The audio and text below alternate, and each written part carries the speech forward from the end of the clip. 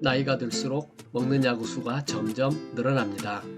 식탁 한쪽에는 항상 약봉지가 놓여있게 되죠. 우리가 매일 먹는 약 한 알이 내 수명을 단축시킬 수 있다는 생각을 해본 적이 있을까요? 약과 독은 종이 한 장 차이이며 지금 먹고 있는 약을 의심하고 약이 내 몸을 망치기 전에 끊어야 한다고 얘기하는 의사들이 있습니다. 오늘은 많은 분들이 궁금해하시는 약에 대한 주제로 의사는 먹지 않는 약이라는 책의 내용에 대해 이야기해 보려고 합니다. 이 책은 의료 저널리스트 도리다마리 도루와 5명의 의사들이 함께 쓴 책으로 우리가 흔히 먹는 약들에 대한 진실을 파헤치고 있습니다. 약물 남용과 그로 인한 부작용, 그리고 약물에 의존하지 않고 건강을 유지하는 방법 등을 5명의 의사와의 인터뷰를 통해 다양한 관점을 제시하고 있습니다. 의사에 대한 소개는 영상 후반부에 안내합니다. 그럼 지금부터 알아볼까요? 갑자기 약을 전부 끊거나 급하게 3개, 4개를 줄이는 등 환자에게 충분한 설명도 안 하고 약을 줄여서 클레임을 받은 적도 있어요. 의사들도 약을 줄이는 방법을 배우지 않았기 때문이죠. 기본적으로 하나씩 줄이는데 2분의 1이나 4분의 1씩 줄이는 게 좋은 약도 많습니다. 그러면 몇 개 이상 먹는 경우는 줄이는 게 좋다던가, 그런 약 중에서 무엇을 우선 줄여야 한다든가, 이런 원칙 같은 게 있을까요? 저는 약은 제로가 제일 좋다고 생각합니다. 오늘도 진료했는데 먹는 약이 전혀 없는 사람도 몇 명 있었어요. 약이 없으면 처방전도 나오지 않기 때문에 약국은 돈을 벌지 못해 곤란하지만 역시 약은 먹지 않는 것이 제일 좋습니다. 예를 들어 약을 5개, 6개 먹는 경우에는 우선 순위를 정해요. 반드시 약수첩 등의 중요한 약부터 순서를 매겨줍니다. 당연히 약을 줄일 때는 우선순위가 낮은 것부터 하죠. 평소에도 본인에게 필요 없는 것부터 줄이면 된다고 말해둡니다. 하지만 갑자기 약을 뚝 끊기는 어려우니까 일단은 6개를 5개로 만들고 그 다음 4개로 계단을 하나씩 내려가듯 약을 줄여갑니다. 예를 들어 화장실에 자주 가니까 약이 필요하다고 하면 약이 하나 늘죠. 그럴 때는 교환 조건으로 이 약을 늘리는 대신 저 약을 줄이자라고 제안합니다. 이렇게 약 하나를 늘릴 때 하나를 줄여서 플러스 마이너스 제로가 되도록 항상 세심하게 신경 쓰는 것이죠. 그렇게 하면 약이 늘지 않겠네요. 굉장히 좋은 방법 같아요. 이렇게라도 하지 않으면 약은 얼마든지 늘어날 수 있어요. 나이가 들어 몸이 약해질수록 약을 처방해달라고 호소하는데 그러다 보면 점점 약이 늘어납니다. 약을 줄이는 것은 나이가 들거나 쇠약해지는 흐름에 역행하는 것이기 때문에 항상 의식하지 않으면 약이 늘어날 수밖에 없어요. 간지럽다고 하면 가려움증 약, 잠이 안 온다고 하면 수면제, 화장실에 자주 간다, 어디가 아프다, 위가 이상하다 등등 이런 증상이 나타날 때마다 약이 늘어납니다. 나이가 들면 얼마든지 상태가 나빠질 수 있으니까요. 특히 순환기 질환이 늘어나기 마련입니다. 혈압약, 콜레스테롤 약, 당뇨병 약, 혈전제 등이 세트로 따라오기 때문에 6종류, 7종류가 되어버립니다. 합병증으로 류머티즘까지 생기면 10종류는 가볍게 넘습니다. 이렇게 질병별로 투약하기 때문에 의식적으로 줄이지 않으면 점점 더 많은 양의 약을 먹게 됩니다. 다약제 복용이 좋지 않다는 것은 많은 의사들이 인지하고 있을 텐데 왜 그 흐름에 저항하지 않을까요?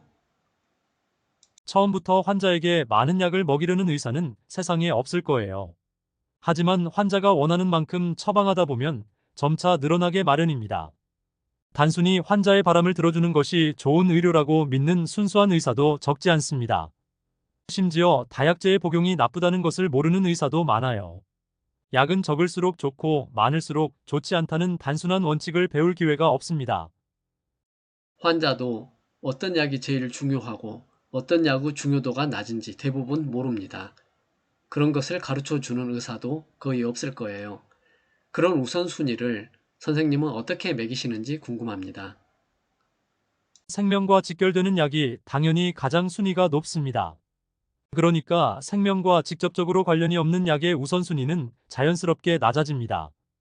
다만 생명과는 관련이 없다 하더라도 환자에 따라서는 오늘 밤 푹 자는 것이 가장 중요하다는 사람도 있으니 이런 부분도 감안하여 그 사람의 개성과 생각, 증상 등을 종합적으로 고려해서 판단합니다. 그래서 어와 B가 완전히 똑같은 10종류의 약을 먹는다고 해도 어와 B에게 약의 우선순위는 다릅니다. 그 사람의 성격, 나이, 생활, 예후 등도 감안해서 순위를 매깁니다. 즉, 의사가 독단적으로 우선순위를 정하는 것이 아니라 환자와 대화를 나누며 결정합니다. 당장 줄이지는 못하더라도 평소에 우선순위를 정해두고 환자에게 이해를 구하는 것이 중요합니다. 반대로 말하면 환자도 주치의에게 내게 가장 중요한 약은 뭐죠? 라고 묻는 것이 좋겠네요. 맞습니다. 보통 약 수첩에는 대충 약 이름이 나열되어 있지만 어느 것이 중요한 약인지 환자와 의사가 서로 이야기를 한 다음 우선순위를 정해서 쓴다라는 대원칙을 만든다면 국가적으로 약을 줄이는데 기여할 수 있을 것입니다. 약을 많이 먹으면 어떤 해로운 점이 나타나는지 구체적인 사례를 들어서 알려주시겠어요? 먼저 혈압약을 여러 곳에서 받는 경우가 있어요. 환자 중에는 자신이 먹는 약 중에 어떤 게 혈압약인지를 모르는 사람도 있어요. 또 내과에서 혈압약을 처방받았으면서 정형외과에서도 저 혈압이 높아요 라고 말해서 혈압약을 처방받아 결국 2배로 먹는 사람도 있어요. 그래서 혈압이 너무 떨어져서 넘어졌다는 사람도 있습니다. 그리고 입이 마른다는 하소연도 많아요. 나이가 들면 타입 분비량이 줄어드는데 항콜린제도 여러 진료과에서 처방받습니다. 구체적으로는 소화기계 약, 과민성 방광 약, 콧물 약, 가려움증 약입니다. 침이 잘 나오지 않는 자가 면역 질환인 쇼그램 증후군인가 싶어서 알아보면 그렇지 않습니다. 여러 병원을 다니며 입이 마르는 부작용이 있는 약을 먹는다는 사실을 알게 될 때까지 굉장히 많은 시간이 걸립니다. 중복되기 쉬운 약으로 그 밖에 또 어떤 것들이 있나요? 진통제가 중복되는 경우가 자주 있어요. 내과에서 어디가 안 좋으세요? 라고 물으면 신경통 때문에 힘들어요 라고 대답해서 진통제를 처방받은 사람이 정형외과에서도 이미 진통제를 받고 있어 용량의 2배를 복용하는 경우가 많아요. 비스테로이드 항염증제는 소화기 관련 부작용이 나타나기 쉬워서 결과적으로 나도 모르는 사이에 위궤양이 생긴 사람도 많아요. 그리고 여러 약의 복합적인 작용인지 모르지만 의욕이 없고 기력이 없는 상태가 계속되어 인지 기능이 저하된 사람도 많습니다. 어떤 사람은 20종류를 먹고 있었는데 그걸 조금씩 줄이다가 전부 끊었더니 마치 다른 사람처럼 팔팔해졌어요. 서양약은 기운이 떨어지는 약이 많아요. 혈압을 낮추고 콜레스테롤을 낮추고 혈당을 낮추고 모든 수치를 낮추는 약뿐이에요. 서양 중에 수치를 올리는 약은 거의 없고 한방의 보약처럼 기력을 보충하는 약도 서양약에는 많지 않습니다. 약을 먹지 않았다거나 먹지 않겠다고 의사에게 솔직히 말할 수 있는 관계를 만들어야겠네요. 맞는 말이지만 역시 환자에게 의사는 거만한 그야말로 의사 선생님이라는 느낌이기 때문에 속마음을 말할 수 없는 분위기가 있어요. 그래서 약사가 환자의 복약 상황을 체크해주면 좋습니다. 고령자, 특히 후기 고령자에게는 타약제 복용의 리스크가 압도적으로 큽니다. 약 없이 건강하게 오래 살고 싶으면 구체적으로 어떻게 생활하면 되나요? 100세가 넘은 사람들을 조사하는 백수자 연구라는 것이 있는데 장수의 절대적인 법칙은 없다는 것이 결론이에요. 몇 시에 자고 어떤 걸 먹으면 100세까지 산다는 건 역시 그렇지만 각자 자기 나름의 건강법을 가지고 있어요.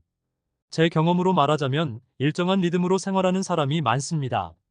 아침형, 저녁형 등등 다양해서 새벽 5시에 일어나는 사람도 있고 점심 전에 일어나는 사람도 있어요. 하지만 일어나고 자는 시간은 일정합니다. 식사도 한 종류가 아니라 다양한 것을 먹는데 결과적으로는 균형 잡힌 식사를 하는 사람이 많습니다. 육식을 좋아한다고 고기만 먹는다면 좋지 않겠죠? 고기도 먹고 생선도 먹고 채소도 먹는 것이 좋습니다. 그리고 과식은 피해야 합니다. 하루에 4끼를 먹거나 간식을 많이 먹는 것도 좋지 않아요. 살이 찌니까요. 그것을 많이 먹는 것도 안 됩니다. 예를 들어 점심을 먹었다면 저녁까지 아무것도 먹지 않는 거예요. 제대로 공복을 유지하는 게 중요할지도 모르겠네요. 맞습니다. 장수하는 사람 중에는 공복 상태가 중요하다는 것을 아는 사람이 많아서 식사 시간과 간격이 일정합니다. 무엇보다 식사가 한쪽으로 치우치지 않아요. 평범한 것 같지만 이런 사람이 많습니다. 자기 나름대로 공부해서 먹고 외식만 하는 사람은 별로 없어요. 직접 만들거나 누군가가 만들어줍니다. 조금 전에 말한 98세 남성도 직접 요리해서 먹습니다. 100세 가까이 되어서 직접 요리해서 먹다니 정말 대단하네요.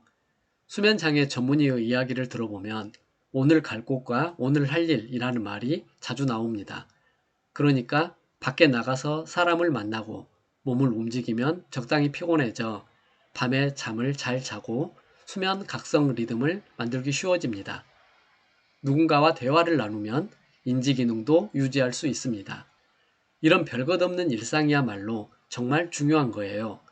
반대로 가족끼리 살다 보면 할머니 그렇게 움직이지 말라니까 다치면 위험하니까 라고 하기 십상입니다.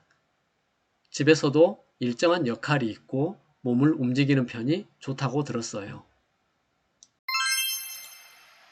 혈압이 높은 환자의 경우 혈압 상태에 따라 다르겠지만 어떤 약을 우선적으로 처방하나요? 그 전제가 잘못되었어요. 일단 혈압을 반드시 낮춰야 한다고 생각하지 않으니까요. 저는 재택 의료를 하고 있어서 대부분 다른 의사에게 치료받던 환자들을 봅니다. 특히 퇴원한 환자들은 병원 처방약이 굉장히 많아요. 그래서 제가 가장 많이 하는 일이 약을 줄여가는 것입니다. 대체로 약을 줄일 때는 일단 그 약을 중지해보고 혈압이 올라가면 다시 복용하면 됩니다. 그래서 정말 한번 해본다는 마음으로 약을 빼보는 거예요.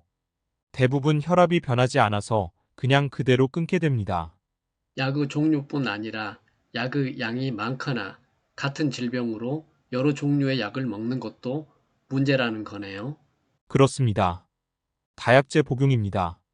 10종류에서 15종류나 먹는 사람이 엄청나게 많아요. 아무튼 혈압을 낮추려고 하는 의사가 너무 많아요.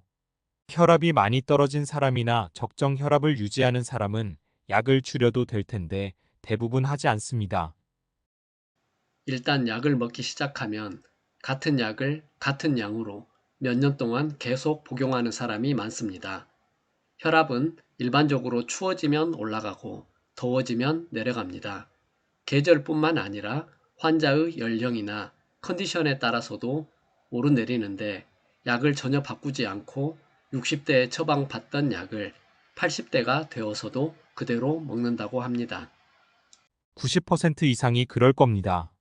한번 먹기 시작하면 평생 끊을 수 없다고 환자뿐만 아니라 의사도 그렇게 생각하죠. 고령자 중에는 약으로 혈압을 너무 낮춰서 인지 기능이 나빠지는 사람도 많다고 들었습니다. 자주 있어요. 병원에서 혈압을 측정하면 평소보다 높게 나와요. 백의 고혈압 현상입니다. 병원에서 혈압을 측정했을 때 딱 좋네라고 해도 집에서 재보면 굉장히 낮은 사람이 많습니다. 그래서 최근에는 집에서 혈압을 재자고 하지만 그래도 혈압을 너무 낮춘다는 생각이 듭니다. 혈압이 너무 낮아서 치매가 되는 경우도 있지 않을까요? 약은 6종류 이상 먹으면 이상 사례가 나오기 쉽다고 해요. 그래서 의사는 가능한 약을 줄여 나가야 합니다. 하지만 아직은 제대로 약을 조절하고 줄이는 의사가 거의 없어요. 아무런 죄책감도 없이 10종류, 15종류를 처방하는 경우가 대부분입니다. 저에게 진료받은 고령의 환자는 거의 모두 너무 많은 종류의 약을 복용하고 있었습니다. 왜 끊지 못할까요?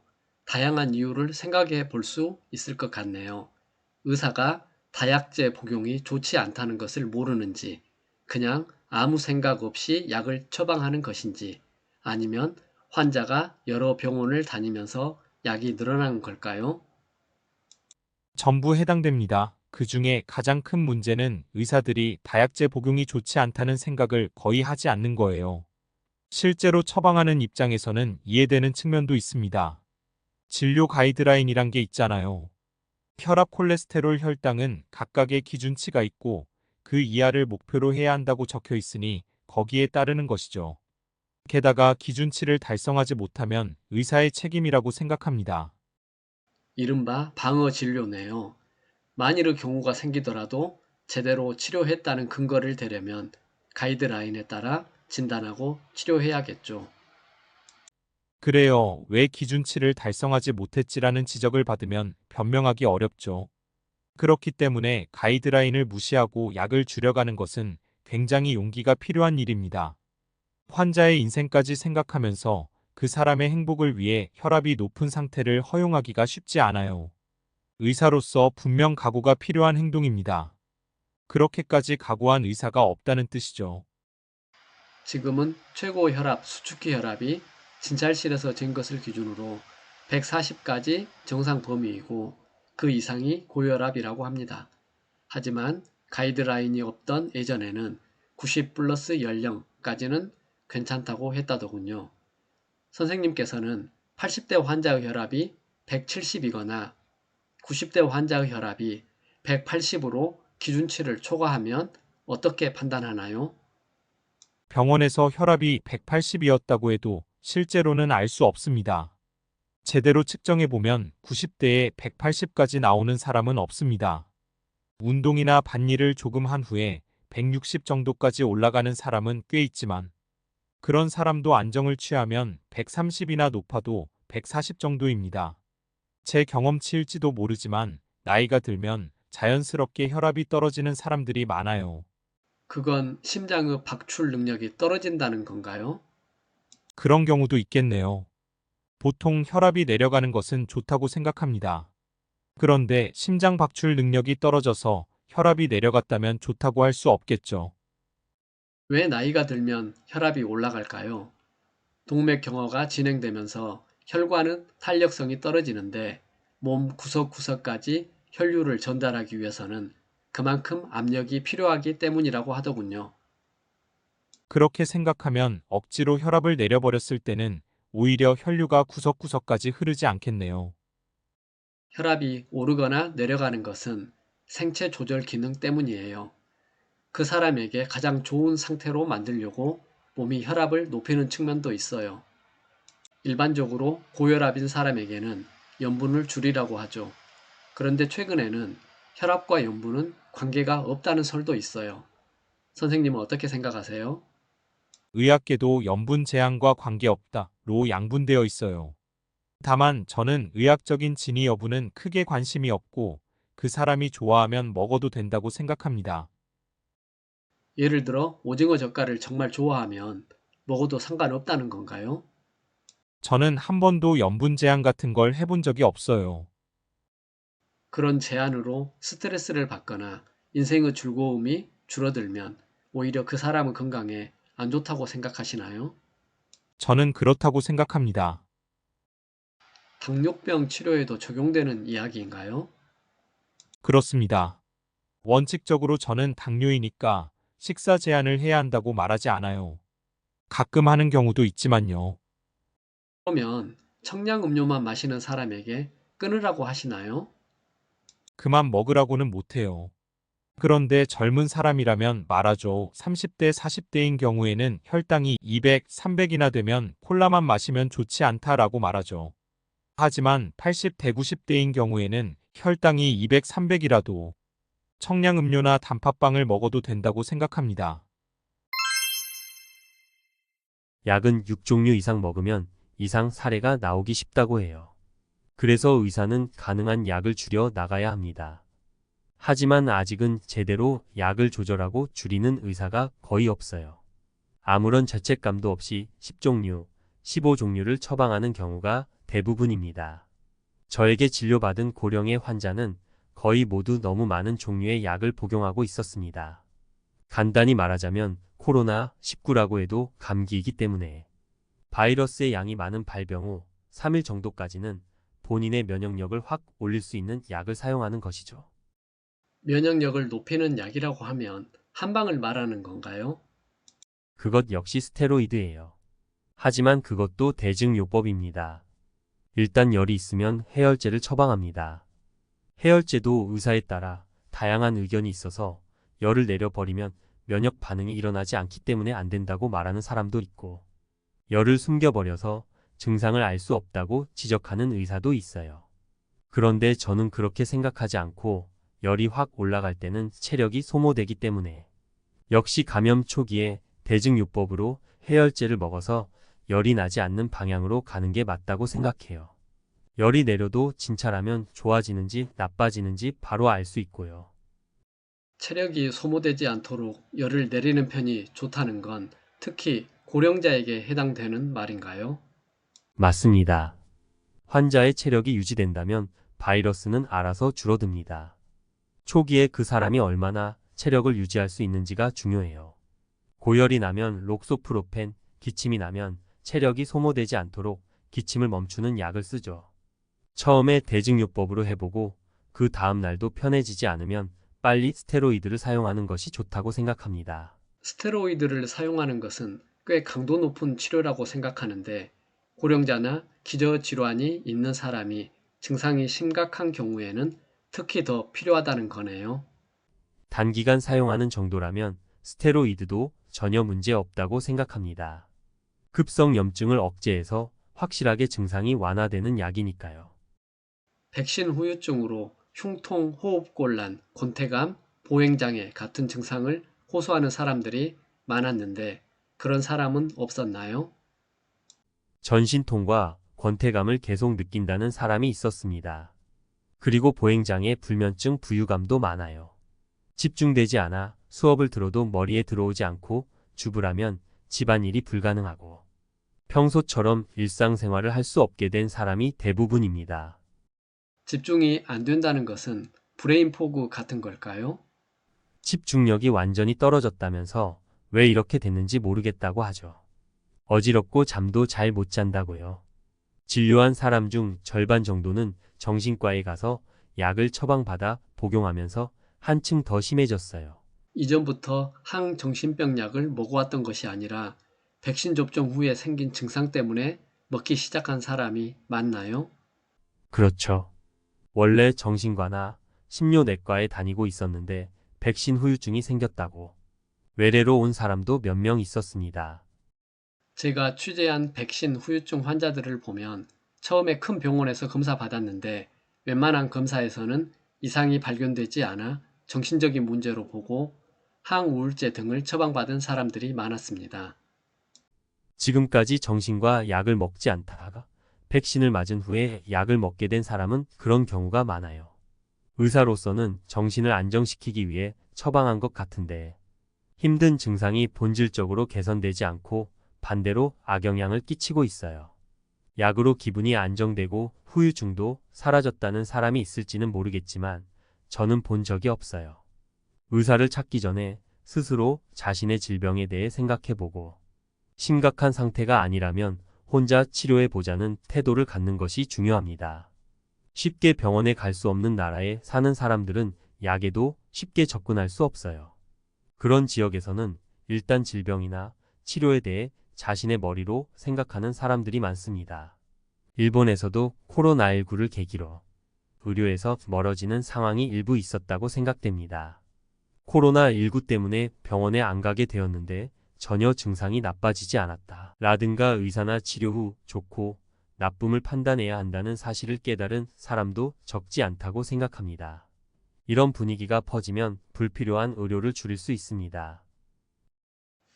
여러 여건상 책 내용의 일부만 소개해드렸습니다. 의사는 먹지 않는 약. 책은 우리가 흔히 먹는 약들에 대한 새로운 시각을 제시합니다. 이 책을 통해 약물에 대한 의존도를 줄이고 자연적인 방법으로 건강을 유지하는 방법을 배울 수 있습니다. 우리는 건강 관련 정보나 책을 읽고 건강한 삶을 위한 새로운 방법을 찾는 똑똑한 환자가 되어야 합니다. 지금까지 건강한 내일이었습니다. 이 영상을 시청하시는 모든 분들 건강하시길 기원합니다. 다음에도 좋은 영상 만들 수 있는 힘이 되는 구독, 좋아요, 알림 설정 부탁드립니다. 감사합니다.